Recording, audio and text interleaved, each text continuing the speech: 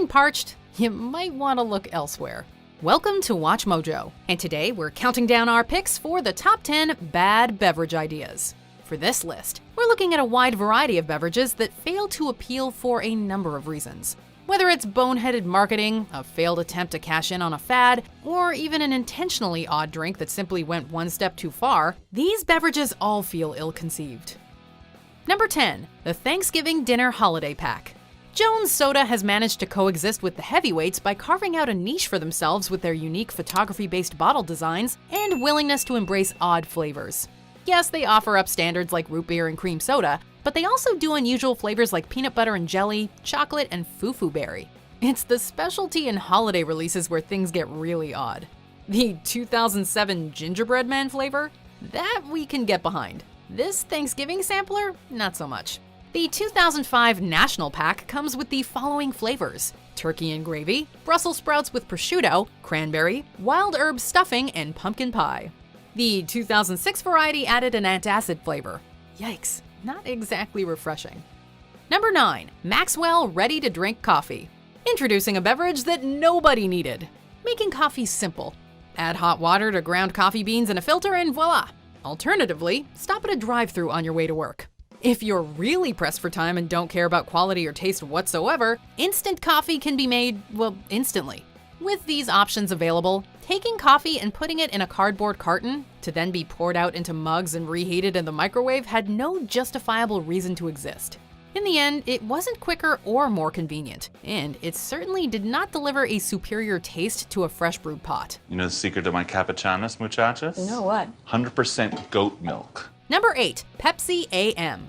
Sure, Maxwell House kinda blew it, but when it comes to revolutionizing the concept of the morning beverage, there have been far more spectacularly bad ideas. There are a lot of people who struggle to face the day without a morning dose of caffeine. Hoping to cash in on this demand, and maybe even convert some coffee drinkers, Pepsi unveiled Pepsi Am in 1989. To be clear, this wasn't some revolutionary new type of beverage.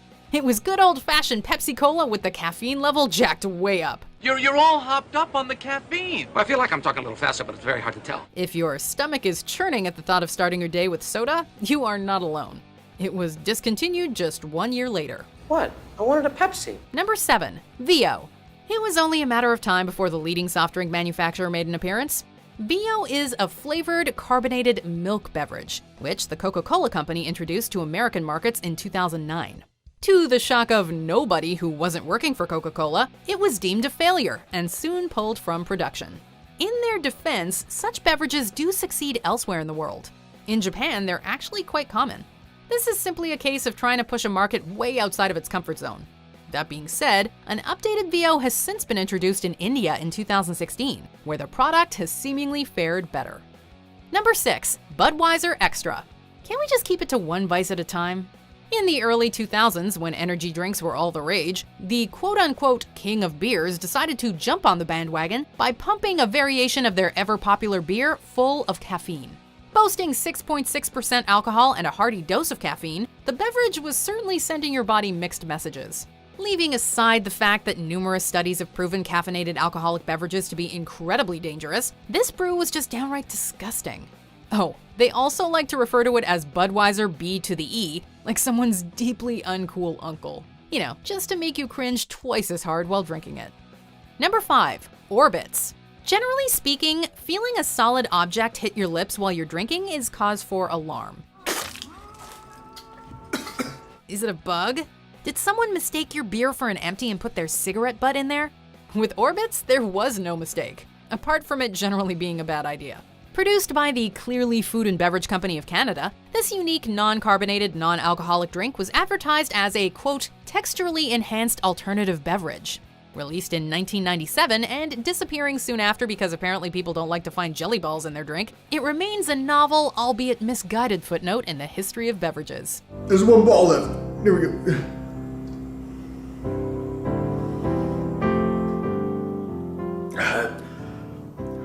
Number 4, True Blood. For starters, can you say false advertising? This carbonated beverage is not in fact blood, human or otherwise. It is, however, a tie-in to the hit HBO series True Blood and the blood beverage that the vamps in the show consume to quench their insatiable thirst. Don't drink the blood. For die-hard fans of the series, this remarkably accurate-looking replica is sure to get their hearts pounding. Unfortunately, the marketing department decided to treat this beverage as more of a collector's item than a viable product, slapping on a hefty price tag that scared away many would-be faux vampires. Oh, and did we mention that most bloodsuckers in the show couldn't stand the stuff? Not exactly a great endorsement. Number 3. Ranch Dressing Soda. Like Jones, Lester's Fixins is known for taking soda pop to strange and often exciting new places. This soda is without a doubt meant as a novelty, but it makes you stop and wonder, how far is too far? It smells like straight up puke. Some of their concoctions are bizarre, but nonetheless inspire a desire to give them a try. Take bacon, PB&J, and pumpkin pie. Ranch flavor, on the other hand? The mere thought of it makes your stomach do somersaults. Based on their advertising, weird is clearly the angle they were going for. Lester let loose on this one. With this particular flavor, we wish they hadn't been so successful in achieving that goal. The smell is apparently repulsive, and the flavor has been described as, at best, unremarkable. Number 2, Coca-Cola Black. How do you connect with trendy young adults? How about making a mysterious black edition of your cola? Sure, that's great and all, but if you really want to get the people talking, you better drop a letter and randomly capitalize the K. Silly branding aside, Coca-Cola Black just didn't work. Why? It's Coca-Cola and something called coffee essence. Because its whole gimmick was that it was coffee flavored. Consider it Coca-Cola's own attempt to capture the coffee drinking market. It kind of reminds me of an...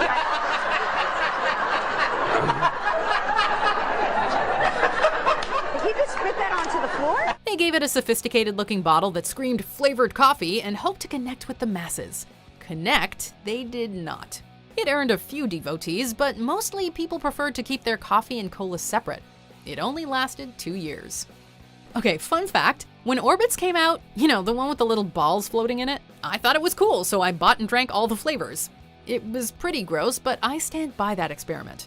Anyway, how does it get worse than bits floating in your drink or ranch-flavored beverages? Let's see some dishonorable mentions before we find out what the worst drink idea in history was. Incidentally, the actual packaging may look like this and feature the faces of ordinary citizens such as yourself.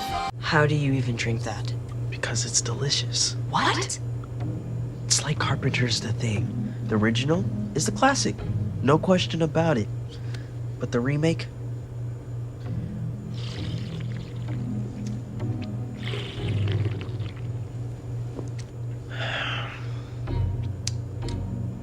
Sweeter, bolder, better.